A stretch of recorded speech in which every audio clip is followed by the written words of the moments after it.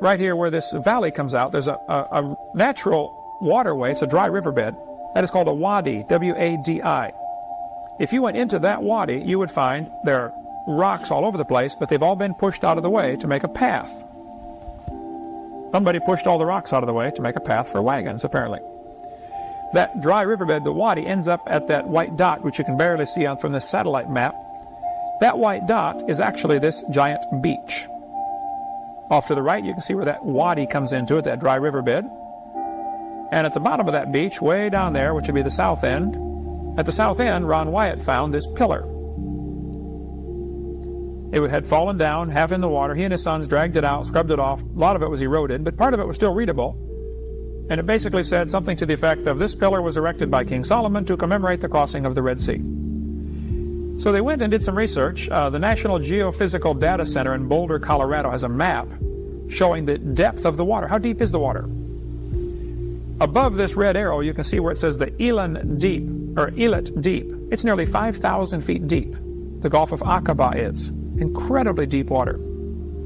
South of there is the Aragonese Deep, which again is nearly 5,000 feet deep. But right where that arrow is, there's a shallow place. It's only 900 feet deep, which is still pretty deep.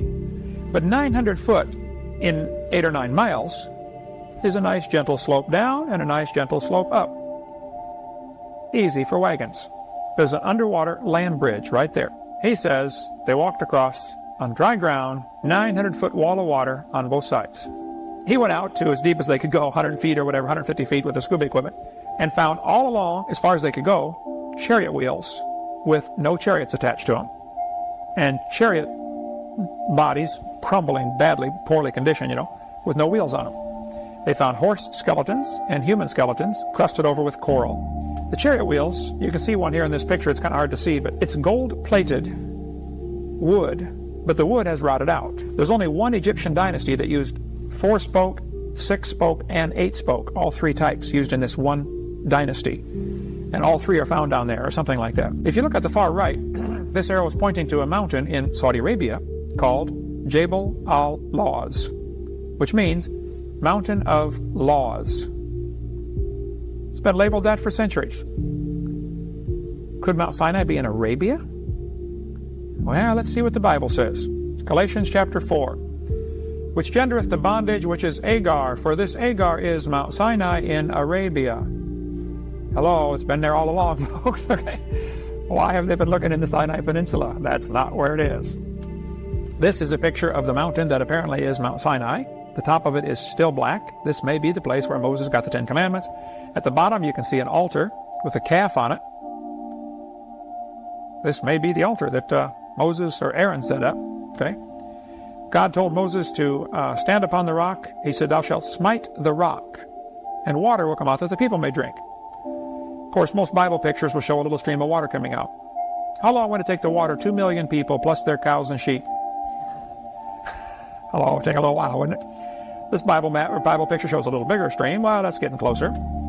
Actually, this building is from a picture taken from a half-mile away. This rock is as tall as a 5-story building.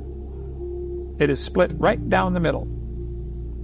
Ron says this is the place, this is the rock that's split in half. And water came pouring out. You can see erosion marks. It'd be worth getting his video if you want to really study more on this, called the Evidences video, or Discoveries, I think it is. Ron Wyatt Discoveries. Really good. He also found some strange things like Sodom and Gomorrah.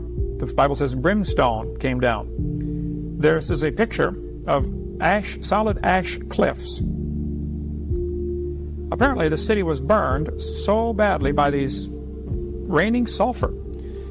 Ron gave me, and I have right here behind the curtain, some of the sulfur balls. I don't let many folks handle these because every time you handle it, some rubs off, okay? And then eventually they'll be gone. I've had several friends, even some scoffers, who said, I don't think that's true. And they went over there to the place where Ron said they were, and they dug through the ash, and sure enough, there are literally millions of these sulfur balls. The outside is kind of a white. I know sulfur is yellow. I taught science, okay? If you scrape off this white coating, it's pure yellow sulfur, 99.6% pure sulfur. You can smell it for sure. Apparently, burning sulfur dripped on that city, or rained on the city, As the sulfur would burn itself out, it would encapsulate itself in its own ash and shut off its oxygen supply. Ends up with a coating around a pure sulfur ball. Found no place in the world except this place over there.